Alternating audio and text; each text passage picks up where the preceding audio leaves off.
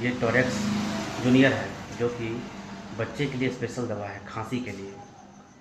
आप इसको कभी भी दे सकते हैं। 6 महीने बच्चे से 5 साल तक खांसी को दे सकते हैं।